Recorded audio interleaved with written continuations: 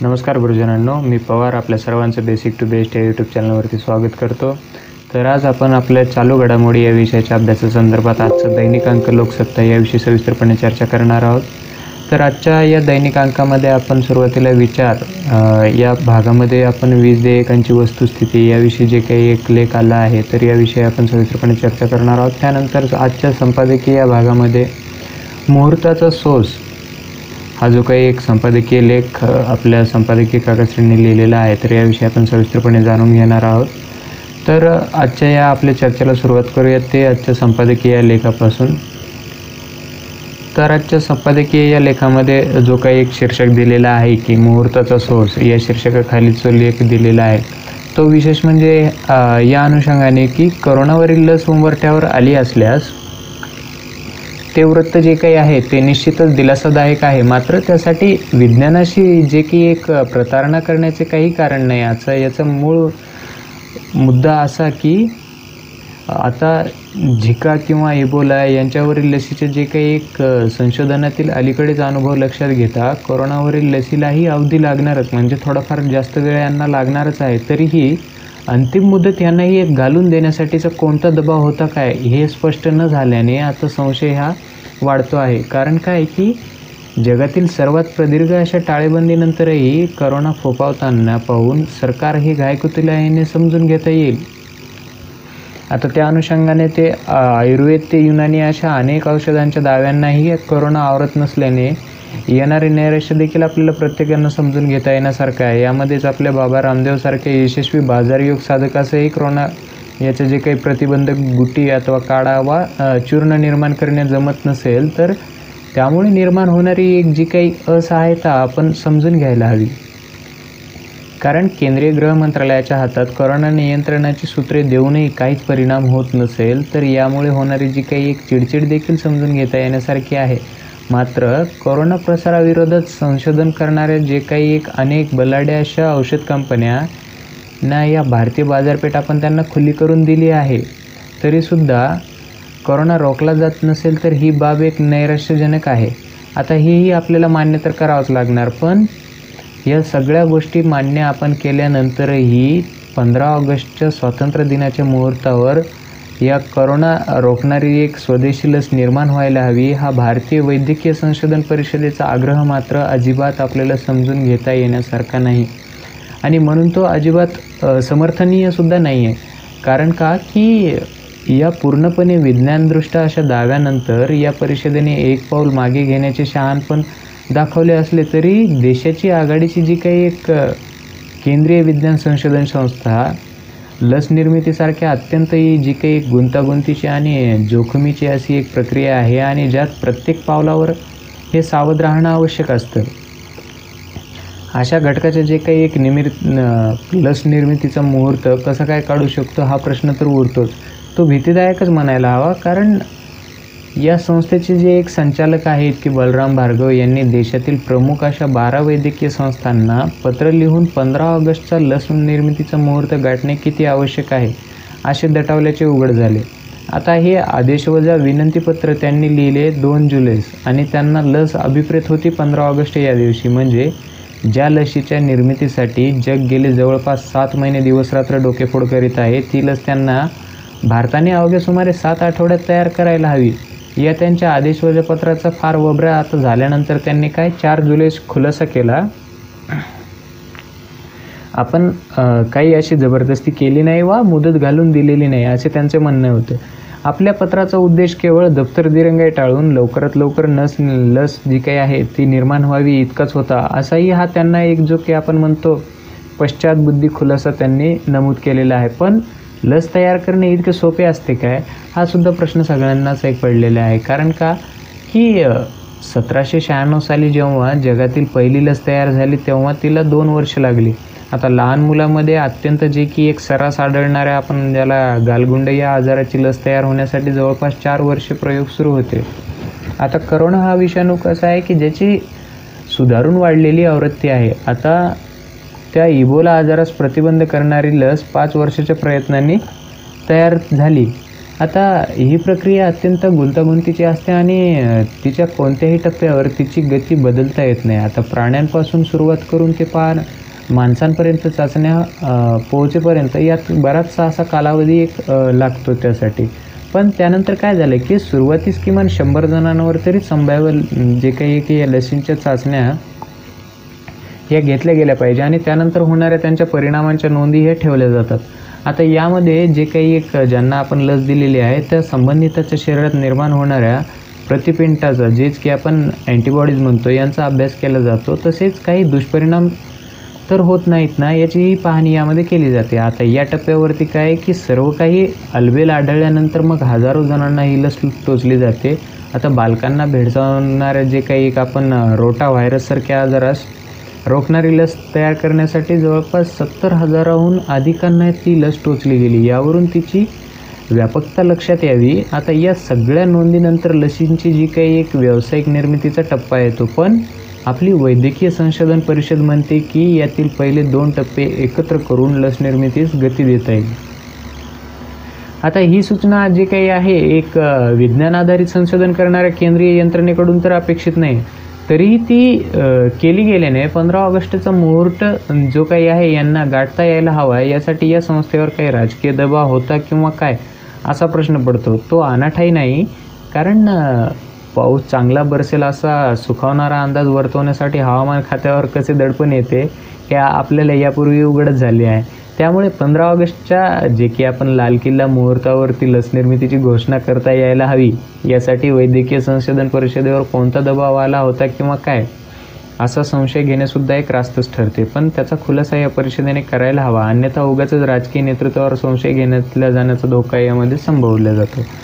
आता इतक्या अल्प मुदतीमध्ये म्हणजे जवळपास 7 आठवड्याच्या मुदतीमध्ये ही लस निर्माण होणे दुष्प्राय्य असण्याचं आणखी एक कारण म्हणजेच कोरोनावर अद्याप जालिम असा इलाज सापडलेला नाही. त्यामुळेच काय की लस निर्मितीच्या उद्देशाने जे की आपण स्वयंसेवकाच्या शरीरात या आजाराचे विषाणू टोचले आणि त्यानुसार त्यांच्या कोरोनाची लागण होऊन तो आजार बळावला, तर त्यावर उतारा काय हा सुद्धा एक नैतिक प्रश्न आहे. म्हणजे संबंधितांसाठी ही लस म्हणजे विकतचे दुखणेच ठरायचे.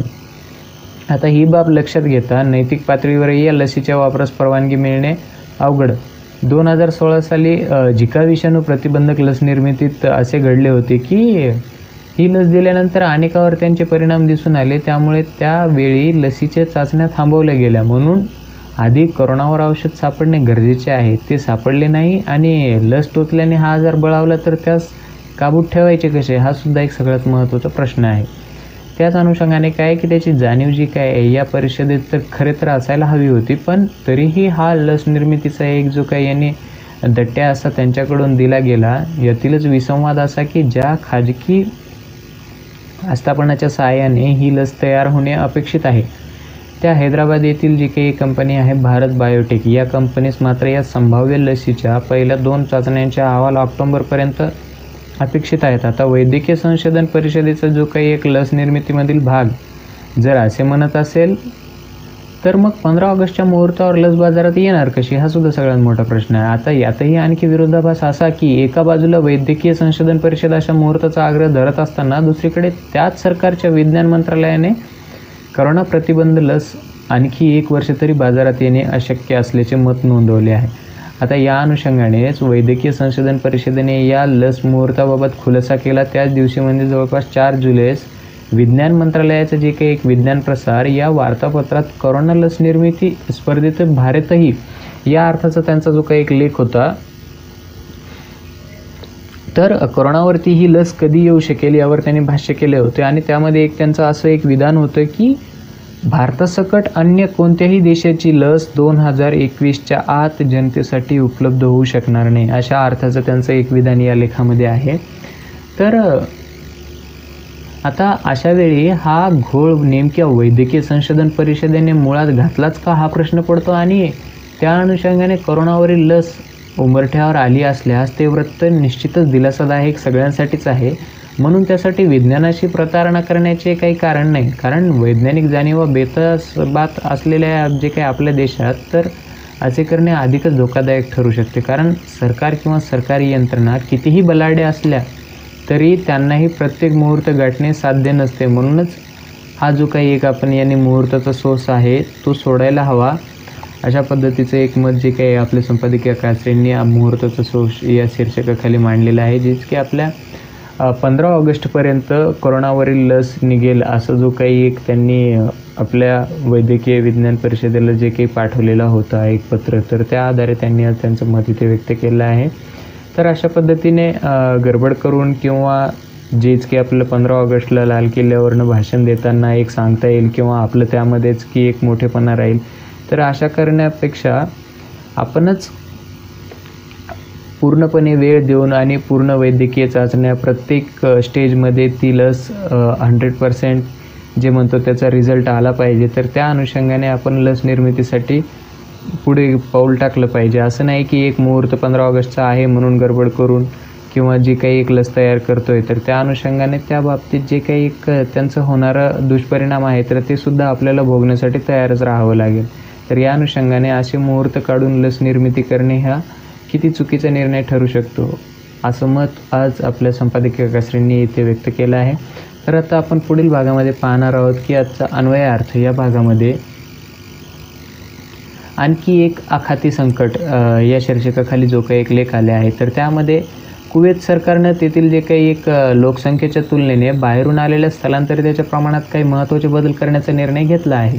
आता कुवेत सरकारने जो काही हा निर्णय घेतला आहे तर तो या अनुषंगाने घेतला गेला की कुवेत सरकारने जे केलेला एक त्यांची घटनादुरुस्तीचा फटका जवळपास आपल्या 8 लाख भारतीय नोकरदार, त्याचप्रमाणे कामगार आणि त्यांचे कुटुंबीय, विद्यार्थी यांना बसणार. हे वृत्त विद्यमान परिस्थितीत नैराश्याचे मळब अधिक गडद करणारेच आहे. कारण कुवेत सरकारने तेथील लोकसंख्येच्या तुलनेत बाहेरून आलेल्या स्थलांतरिताच्या प्रमाणात काही महत्त्वाचे बदल करण्याचा निर्णय घेतला आहे. आता कुवेती संसदेचा जो काही कायदा व वैधानिक समितींची जी काही या संबंधीच्या मसुद्याला मान्यतासुद्धा दिली आहे.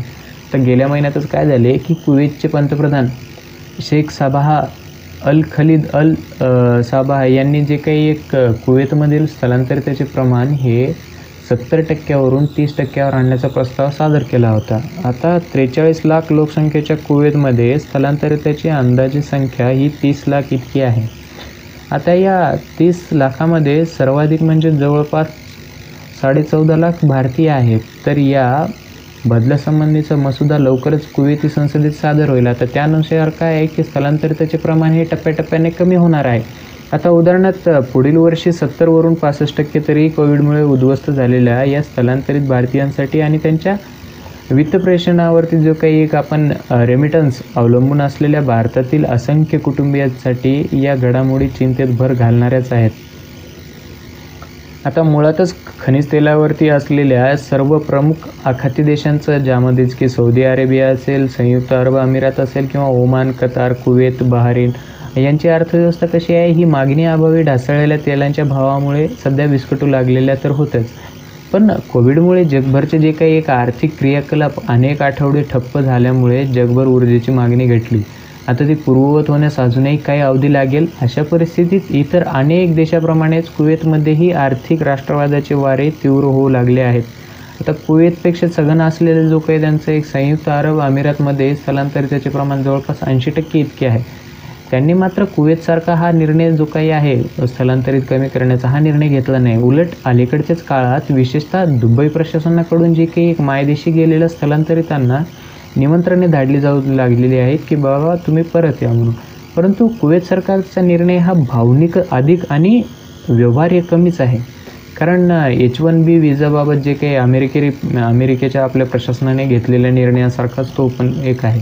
आता इतक्या मोठ्या प्रमाणात स्थानिक जनता जी काही आहे ही कौशल्य समृद्ध होऊ शकेल का, हा सुद्धा एक मुद्दा आहे. कारण भारतीय स्थलांतरितांमध्ये चालकापासून शिक्षक, अभियंते, डॉक्टरपर्यंत अनेक जण आहेत. यात एक युक्तिवाद असा केला जातो की एरवी ही पूर्वस्थिती येण्यास काही अवधी जाणारच आहे. मग अशा वेळी आपण रोजगाराचे प्राधान्य हे भूमिपुत्रांनाच का दिले जाऊ नये, हा सुद्धा सगळ्यात मोठा प्रश्नचिन्ह आहे, असं त्यांनी एक युक्तिवाद केला आहे.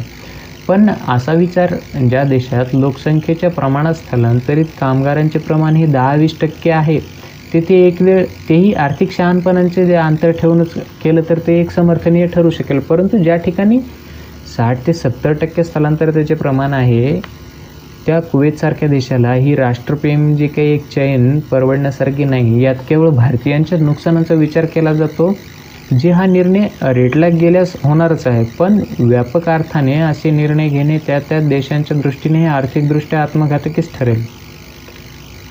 कारण भारतीय कौशल्य समृद्ध जे काही एक नोकरदारांना जगभर मागणी असते, त्याचे प्रमुख कारण की आपल्या मंडळीतील जे काही एक मूलभूत शिक्षणाचा दर्जा म्हणा, सचोटी आणि रास्त किंवा कमी मेहनताना घेऊनही काम करण्याची सवय. आता या निकषावर आज तरी भारतीय सर्वाधिक सरस आहेत.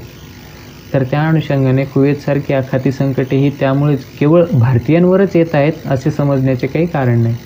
तर या अनुषंगाने आजच्या भागात आपण आणखी एक आखाती संकट जे की कुवेत सरकारने एक आपल्या भारतीयांना म्हणा किंवा जे काही एक त्यांच्या स्थलांतरित त्यांच्या शहरामध्ये आहेत, तर ते प्रमाण कमी करण्याचा जो काही निर्णय त्यांच्या संसदेने एक घटना दुरुस्ती करून बदल केलेले आहे, तर त्याविषयी आपण सविस्तरपणे जाणून घेतलेत.